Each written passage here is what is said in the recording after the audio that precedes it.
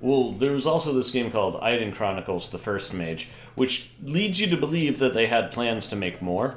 Because the title was so, like, ridiculously long that you're like... The First Mage and the last one. Yeah, it leads you to believe that they were, like, they had a... like, maybe a trilogy that they wanted to work out or something like that. And it's not that it's, like, a horrible game, it's just not good. Like, it's playable... and you can kind of enjoy it. I don't know what happened to you. I think you died. Yeah, I died. Yeah. But it had a lot of good ideas. Like, there were definitely a lot of good ideas in it. Sorry. But, I got the key. it was just one of those, like, kind of generic RPGs. Not as generic as Quest. That was probably the most generic RPG I've ever played. Yeah, kinda. Oh, grab some. Yeah, there you go. But it just... No! Oh, wait, we got the key. Okay. Yeah. I was like, we're right back here! No, we got the key. I think we're all good. Yeah, okay. It had a lot of characters that you could optionally have in your party, but you could only have, like, 3 or something like that. Yeah. And it had a lot of good ideas. It actually played like Quest a little bit, but better. Like, it was definitely better than Quest. Really? Yeah. I don't know. I'll have to look into that, I guess, because RPGs are, like, my favorite. Like, that's my favorite genre. I can bring it. It's just, like, the thing about it is like, you have to grind like any RPG, but it's weird because there's some areas that, like,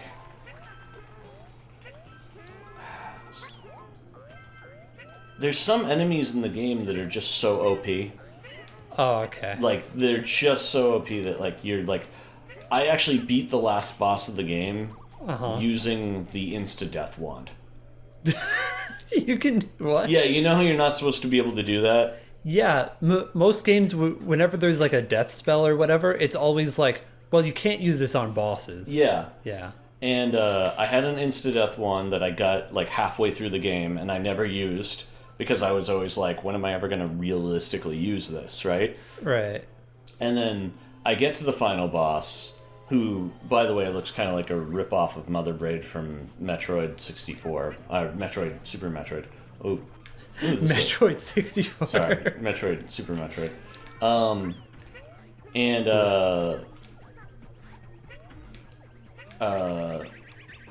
I was about to just die, you know what I mean? Like, I had, like, you know what I mean? Like, I was, like, had, like, 1 hit point left, and, you know, it was obvious, like, if I lived another turn, it wasn't gonna work out for me, and... Right. So, I had already died against her, like, 3 times, so it was just like, screw it, I'm gonna use the insta-death wand and see what happens.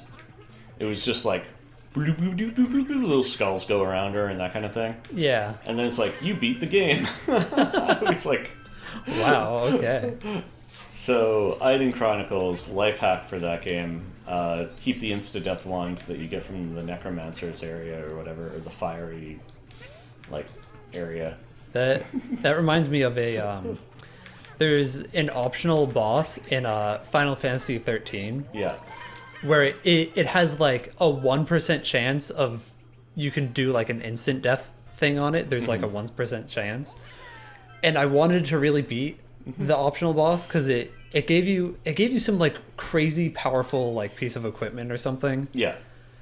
And it took, like, 3 hours of me just, like, restarting the game, going over to it, and then just being like, here, die. Yeah. And trying to get the insta-kill thing to work, and it worked.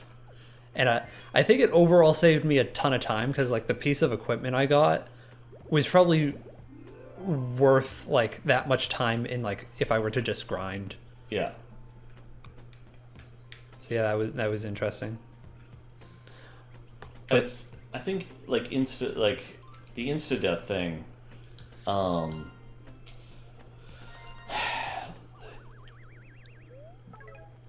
you should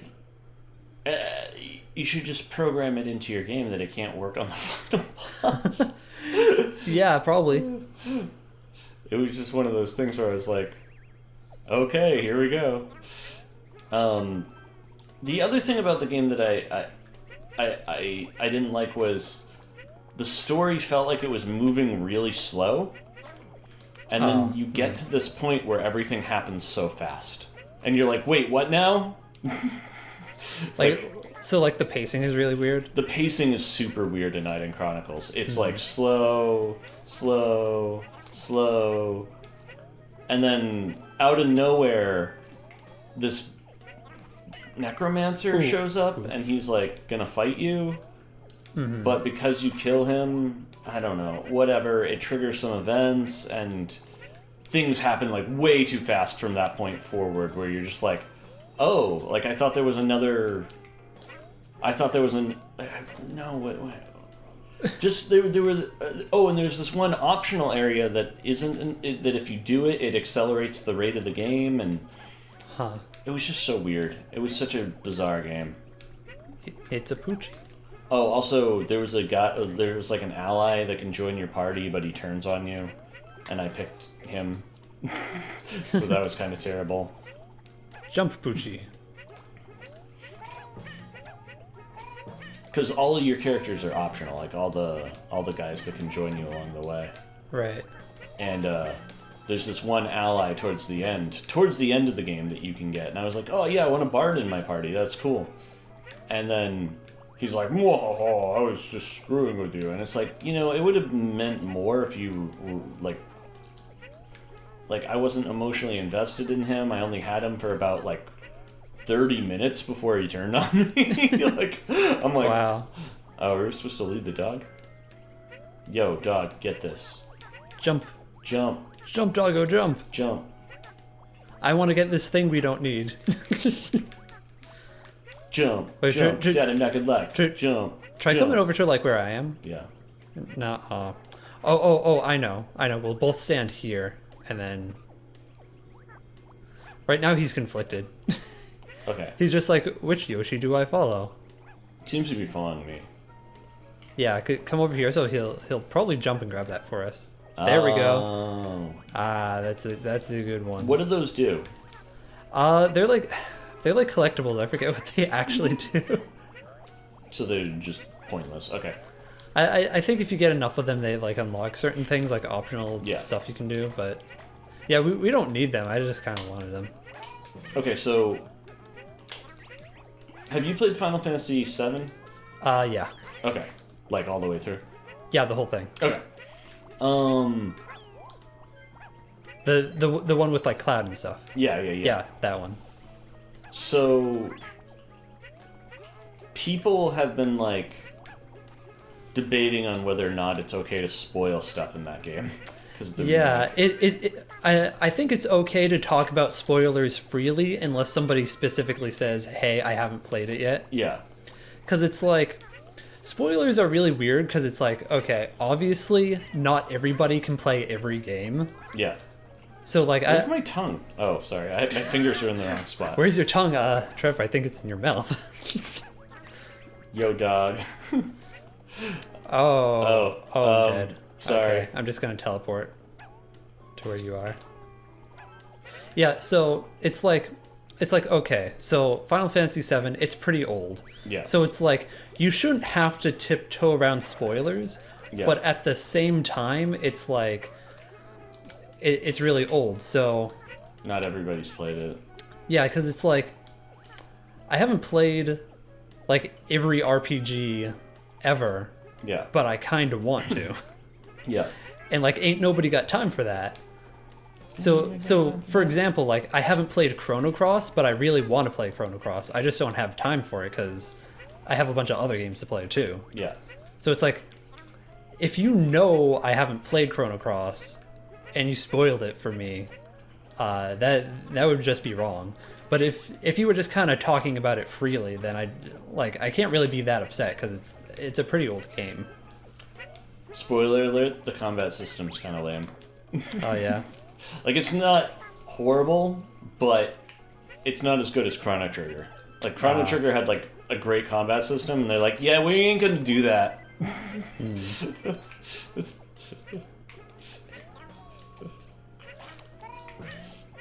Well, that's unfortunate. I've heard, a lot of good things about about it in general. Like, apparently there's a ton of like optional characters you can recruit. That's part of the problem. There's so many friggin' characters that they had to water down the combat system. That's yeah. my argument. Yeah, that does sound like a problem. Yeah, because like Chrono Trigger had like a very specialized combat system for each character. You can't do that when you have 120 characters. Like, it's just not gonna happen. Maybe someday, but not in 1999 or whenever it came out. You know, it's like that's just not gonna happen. Yeah. And so they created like this watered down combat system where it really doesn't matter who's in your party. Like, it kind of does, but not really. Yeah. I almost feel that way about Fire Emblem sometimes. Yeah. Because every Fire Emblem game, it's like, there's like 40, 50 characters, and I'm just like, I can't remember everyone's name and their personalities and stuff. And the great thing is, like, they're all fleshed out pretty well, or at least in the ones I've played. Yeah. So, like, there'll be like 50 characters, and they'll all be like pretty fleshed out and pretty like individual. They won't be like generic or anything. Yeah. But I don't have like the brain capacity to remember them all that well. Yeah. So I just kind of pick my favorites, and I'm like, these are the characters I'll remember from this game. And I'm kind of hoping for the new one, the one that's coming out on Switch in like a month or two. I'm hoping there's not going to be that many characters that I have to keep track of. Yeah. That was the other problem too. Is like, in Chrono Trigger, you're like, you got 7 characters, and you're like, okay, they're all really well, you know, well fleshed out, well integrated into the game. They all matter. I mean, I guess you could say like maybe the robot doesn't really matter all that much after, you know, after like the first it's a blarg. 3 hours of the game. But what, did I get burned? Yeah, go after him. Yeah, grab the yarn while I'm distracted. Oh, okay. Like, none of the characters in Chrono Trigger or Chrono Cross matter. Like, that's unfortunate. Yeah, like maybe 2 of them do. like the starting characters or whatever. The starting character, the blonde girl. Uh-oh. Oh no. This is not designed for 2-player. Oh wow, we died. Starting character, the blonde girl, the Harlequin girl, I guess the guy that is obviously Magus, but he's pretending not to be Magus. I think it's like he has amnesia or something. Yeah, something like that. Yeah. And that's about it. Everybody else could go fall into an incinerator, get eaten by this giant blarg here. They do not matter at all. You are sentenced to death by blarg. Yeah, and they're all optional. So you can be like, nah, I don't want you in my party. And they're just like, yeah, that's fine. Oh, I made it. You know what? Maybe just teleport to me or something? Okay, I'm just going for it. No. Yeah, this is not designed for 2 people. Okay, we made it. And yeah, we made it this far. So yeah, I guess having a lot of characters can be like a good thing and a bad thing, depending. Stupid hip hop mother turd. This is really jankety jiggly. Well, why don't you use that platform right there? Yeah. I was waiting for you to do it, and then I realized you didn't have any. Yeah. Any yarn eggs. Yeah. So yeah, I think there's an RPG I really like. It's called Trails of Cold Steel. Okay. I think that probably has the limit of like how many characters you can have in an RPG without it being like too many. How many did it have? Like 16? So I feel like that's about how many I can keep track of. I'm trying not to knock this over. You can have 8 in your party at one time. Mm-hmm. I forget how many are playable total, but whatever it is, it's like this is an acceptable amount, especially when you consider the sequel adds like Actually, the sequel, Trails of Cold Steel 2, it adds characters that are playable that were in the story, but they just weren't playable before. It doesn't... Yeah, so it's like you already know these people, but now you can actually use them, which is pretty cool. Yeah. So yeah, well, however many it is, we're obviously a bit too distracted to be counting. But yeah. I feel like 16 is about probably the highest I could keep. Yeah. And then after that, it's just like they all kind of blur together, and it's like, because like I can remember characters from Chrono Cross, but they don't mean anything. Yeah. Like there's a Mexican luchador, like guy that's green. Uh-huh. And I guess he's sad about his sister dying. That's his story. Oh That's no. We should not have came here. This was a very unsacred place. Well, we made it out. And like there's a plant, and there's like a fairy that lives in the woods. Yeah. Oh, there's a pirate and a mermaid. Oh no, blarg. It's like that's the game. Like that's like, but like the pirate has, yeah. I guess the pirate probably has more, but more to the story than any of the ones I've mentioned. Like, oh, no. Yeah. But even then, like he could still fall off a cliff and it wouldn't change a thing. Yeah. That's unfortunate for Pirate Boy.